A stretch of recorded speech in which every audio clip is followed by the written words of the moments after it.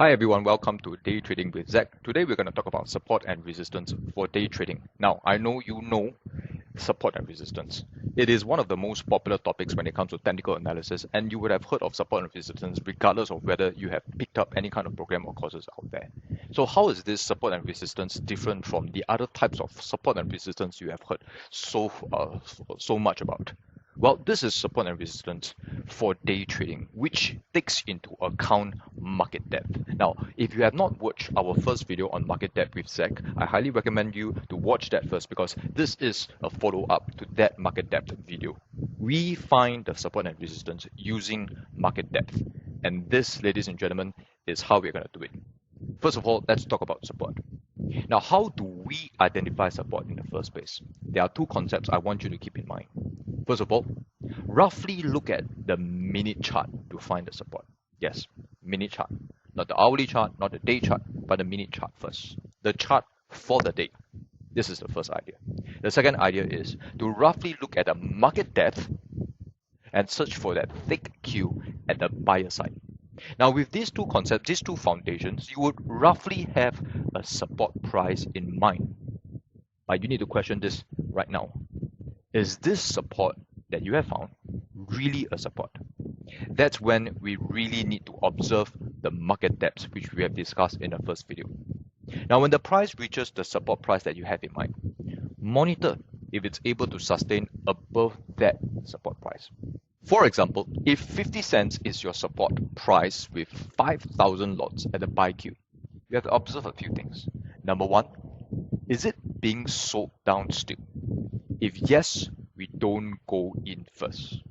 We observe and we see that there is a selling momentum. In this case, someone is selling 1,000 lots at the 50 cents from 5,000 buy queue to 4,000 buy queue. And this means that there is selling momentum and no buying momentum. If let's say this continues to happen in such a way that someone continues to sell that 1,000 lot at 50 cents, that means that the selling momentum, the selling pressure is very much alive, and the buying momentum which we will need for EP is not in yet. Do not think of EP or entry just yet. Now, this is not the end of the story, of course. If it's being sold down, we have to ask ourselves next, anybody refilling these levels, refilling the buyer levels to defend the 50 cents price? Now, if someone is defending this 50 cent price, is that person able to absorb all the current seller's tickets? Now, if let's say someone defends the 50 cents level by adding another 1,500 lots to the buyer queue, that is a potential renewal of trend. That means the selling momentum may end, and that is the start of the buying trend. Now, all this is to allow yourself to think, is this support really a support?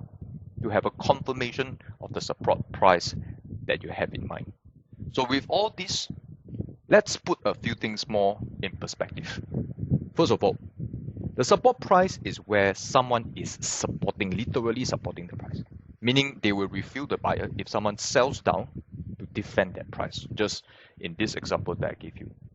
Or all of the ticket holders at that particular point of time thinks that the support price is not where they want to sell, and therefore the selling momentum will eventually end. And hence, eventually, nobody is willing to sell at that price unless someone triggers it. Again, let's use this particular case study here. I would like to just say first, 50 cents, although it's a support price, it is not where we want to EP. Why? Because if you EP at 50 cents and somehow get the tickets, it means that someone is selling down at 50 cents in the first place.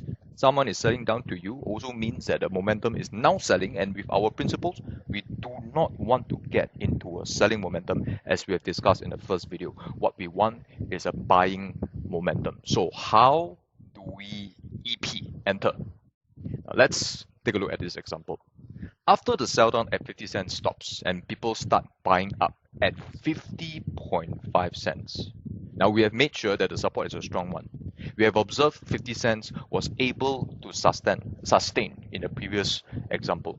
Now if it stands strongly and nobody is selling down anymore, we can be prepared to enter at 1 to 2 bits higher than the support price, depending on the situation. For example, if it goes up too fast, then you would have to enter at 2 bits above 50 cents. Now, when 50 cents is stable, what happens is that we can see perhaps a buying momentum happening at the 50.5 seller side. For example, someone bought up 1,500 lots at 50.5. From 2005, it drops down to 1,000. This is buying momentum starting.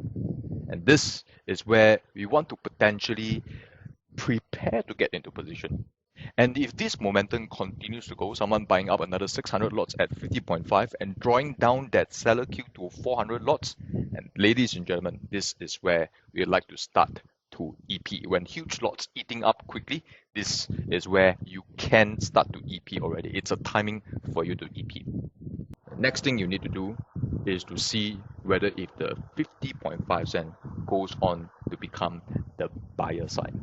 This is where you start to monitor for a TP or SL, and you start to manage your trade. Now, under the topic of managing of trades, I always like to talk about the SL first, the stop loss first. Now, how do we SL if we EP at 50.5 cents near the support? This, ladies and gentlemen, is the easiest decision making ever. Since you know 50 cents is well supported after observation through the market depth, and you EP into 50.5 cents, that's our price.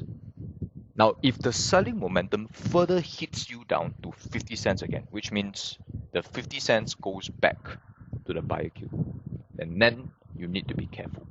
This might mean our judgment is premature, and therefore our SL, our stop loss, will be at 50 cents maximum at 49.5 cents. That is 2 bits. So basically, when it comes to SL, we only have 3 options. Either we break even and sell at 50.5 cents when we see a huge selling momentum coming, which means that order keeps on refilling, or we sell at 50 cents, which is 1 bit SL maximum. We sell at 2 bits, which is 49.5 cents. This is straightforward.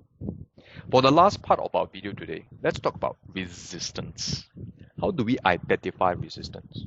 Now, identifying resistance is easier than support. Let's revisit the 2 concepts we had at the start of this video. First of all, let's roughly look at a mini chart again to find the resistance of the day.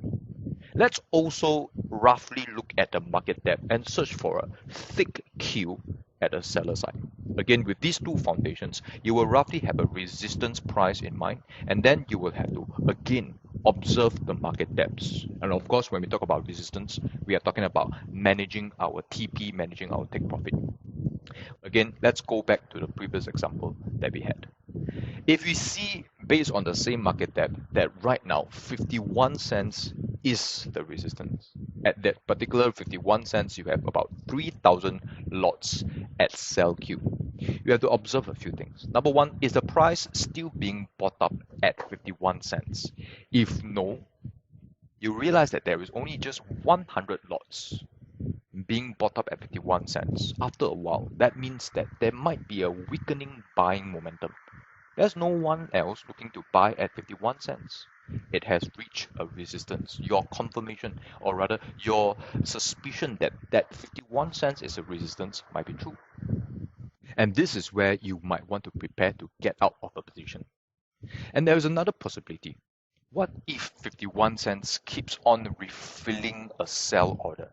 When the buying momentum comes and is keeping the whole buying at 51 cents only, that means that there is a lot of the refilling of 51 cents price, 51 cents sell order. Then again, you need to be careful since many people are taking profit at this current level.